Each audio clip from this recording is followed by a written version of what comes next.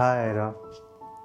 Today I want to talk about life, specifically the purpose of life, a question that humans have been asking for generations and for centuries and for millennia. And many thinkers, religions, philosophers, or many scientists have tried to answer this question in so many different ways. And there are often a lot of similarities in how all of these answers have developed. And sometimes, obviously, there are differences. We often don't take into consideration the context of all of these thinkers or all of these cultures. What were the prevailing economic conditions in that time, or what was the society like, or even what were the immediate challenges or troubles that each of those thinkers have gone through in their life, or the society at large has gone through. That plays a huge role in how they answer life. Essentially, what I want to do today is figure out how to answer the question of purpose of life. I also want to mention that my life and my experiences have probably influenced what I think of life and how I think about the purpose. So now here I want to mention something called Maslow's hierarchy of needs. So what this framework says is humans think about needs in three instinctive categories. It's not to say that everybody has to think of it this way. This is what has generally been observed. The first most fundamental set of needs are termed as basic survival needs. Your food, your clothing, your shelter, your safety. Without these needs being met, it is extremely rare and almost impossible for anyone to think about anything else when they have been starving for days and weeks, or when they have no safety, or when they have no roof to sleep under. It becomes hard for them to think about the purpose of life, the grandeur of the world, when they themselves are struggling.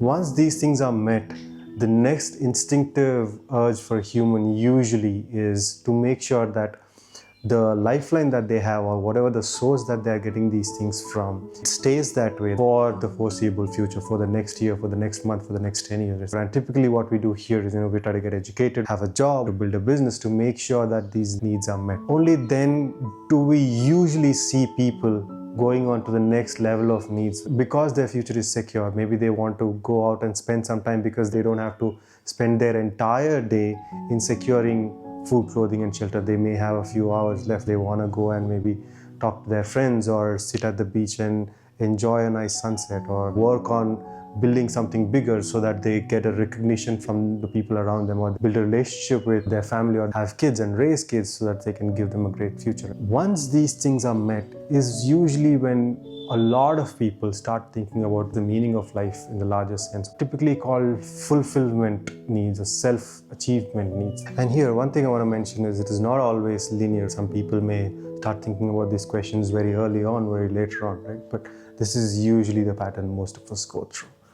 So depending on whichever stage of needs that you're in, there is a framework that you can use where you can make sure that you achieve the goals that you set out to achieve. I call it the three-praxis doctrine. There are three parts to it. One is understand, discern or decide, and create. Understand the world around you and the world inside you. Let's say you're trying to get a job, to build a business. You make sure that you understand your immediate environment or the global economy, and your strengths, your skills, your weaknesses, your needs. Once you understand these two things is when you can discern wisely what are the things that are close to your heart, will bring you happiness, think you can work towards. And once you're able to decide what is going to give you happiness and success in the short term and in the long term, is when you sit and start creating things along that pathway. I believe education also fills into this same framework. You understand a lot of these things about whether it's math, science, social, or different subjects, then you're later able to choose which one you enjoy studying and working in, and then you build a career or create a career in it. This framework is very invisible and it happens all around us. As you go through different layers of needs, you keep repeating this exercise in every stage of these needs. When you are trying to make sure that your food, clothing, and shelter are secure, your understanding of your immediate world will be focused on how do I get these resources. And once you cross that level and go to a different stage, now you start to notice different things around you. So your understanding of the world improves or increases. So you keep repeating this exercise over and over again in your life. So here,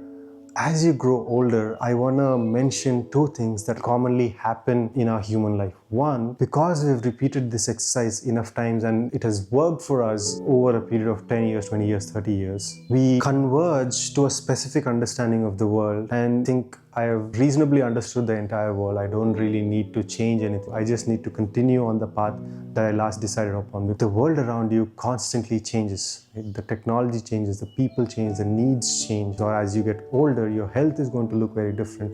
Your energy is going to look very different.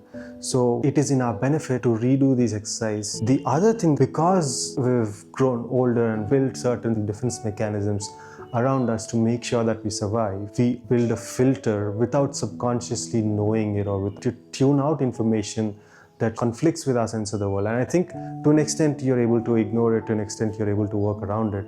But I think as you grow older and older, and as your filter becomes more and more stricter, you keep losing out on the information that is truly going to help you. And it's not just for humans. Think of a company like Nokia, which was so huge that it couldn't fail almost, but it stopped reassessing the changing world and changing human needs, and eventually that company went out of existence. This is what typically happens to humans as well, is our thoughts become less and less helpful for us, and we start questioning, hey, why is this not working for me? It used to work for me 15 years ago, 10 years ago, 5 years ago.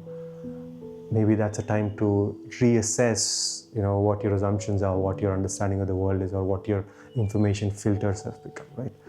Coming to my own life and how I think about purpose of life. When I was in high school or when I was in college, at that time my purpose, I believed, was to really study well, to get great marks, and to get a good job. Once I've gotten a good job, what is the next stage of life? What is the next stage of life? And I've crossed through different stages of life, right? I've studied, I went to good university, I was making good money, and I was building a good family, which is when again I sat and reassessed my understanding of the world, my own health, my own family, and all those things. And I decided maybe it's time to go back to India, maybe it's time to build a life there. After all of this, what do I think my purpose in life is? My current understanding of the world is it is going to change quite drastically in the next 10 to 15 years in the most significant way than it probably has ever in the last 100 years because of AI and intelligent robotics. Humanoid robots are becoming more and more capable of doing all the manufacturing work with all the dexterity, with all the flexibility that humans have been able to do so far with their cognitive ability. So how is this thing going to change the economy as we know it, people's lives as we know it, or people making money and salary? And this is what I'm trying to gain more and more information on. I'm trying to understand what skill sets do I have that help me decide what I want to do in a world where it's filled with AI in our day-to-day lives. So right now, I think my purpose is to understand the upcoming changes and communicate it to the world and to people around me so that they're able to position themselves well. In the end, if I were to guess what would be the purpose of life at a large scale, I believe it is minimizing suffering not only at individual scale and securing safety and future for yourself, but also simultaneously doing that for the people around you, for the world around you.